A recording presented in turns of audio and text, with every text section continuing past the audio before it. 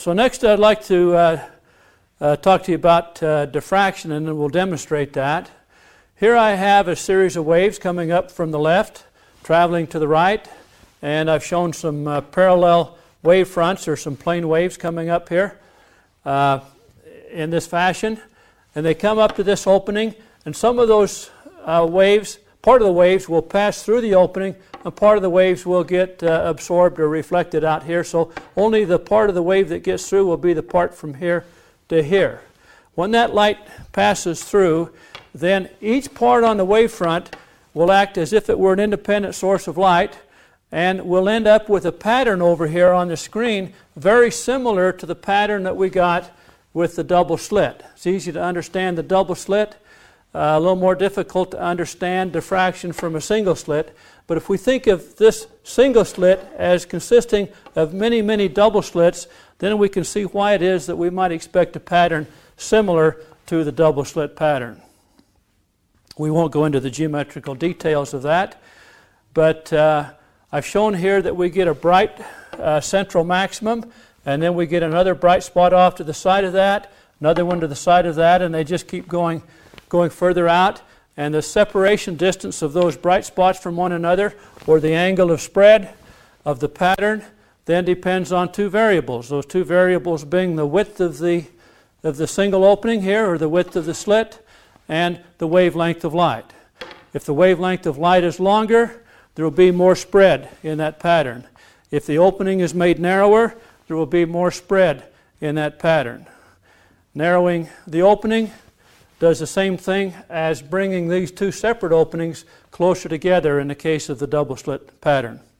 Now I'd like to demonstrate actual diffraction here. Here I have a horizontal slit in this device, and I'm going to let the laser light shine through that slit and form a pattern on the screen in much the same way that our diagram shows light coming up from the left, going through a slit, and forming a pattern on the screen. To see that pattern, I'm going to turn the lights down so that that pattern will show up a little better, have a little better contrast. And now we see that indeed there is a central maximum with fringes above and fringes below, and there's definitely a diffraction pattern formed on the screen. The laser beam will send light straight into the slit, and when that light passes through the slit, it will spread out and form constructive and destructive interference patterns. The constructive interference will be the bright spots, and the destructive interference in between will be the dark spots. Now we can change the angle of spread of that pattern by changing the width of that slit. Keep in mind it's a horizontal slit which causes a vertical spread in the pattern. So I'm going to change the width of that slit. First of all, I'll make the width narrower. That makes the pattern spread out. Then I'll make the width wider, and that makes the pattern bunch up. So the pattern bunches up when it's wide, and the pattern spreads out when it's narrow. Now this is just a monochromatic source, a single frequency or single wavelength, single color. If we have light passing through this slit and it happens to have more than one wavelength and more than one frequency, we can actually get the spreading of those colors as well, because different wavelengths will spread by different amounts. Long wavelengths will spread more than short wavelengths, just like having a narrow slit will make the light spread more than having a wider slit. So now that we've demonstrated that if we have a horizontal slit, we get a vertical spread, I'd like to now demonstrate that if we have a vertical slit, we'll get a horizontal spread.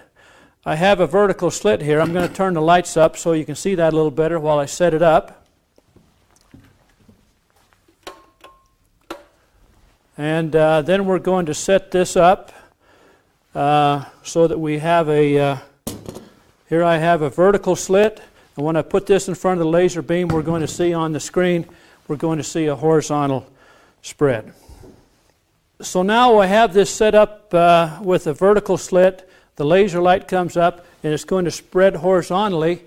And to see that, I want to turn the lights back down for better contrast so that we can see that pattern on the screen. We see a bright central maximum with fringes on either side and dark spots in between each of those sets of fringes. Now if I change the width of the slit, let me do that here carefully. I will make the slit wider. That causes the pattern to bunch up. And if I make the slit narrower, it causes the pattern to spread out.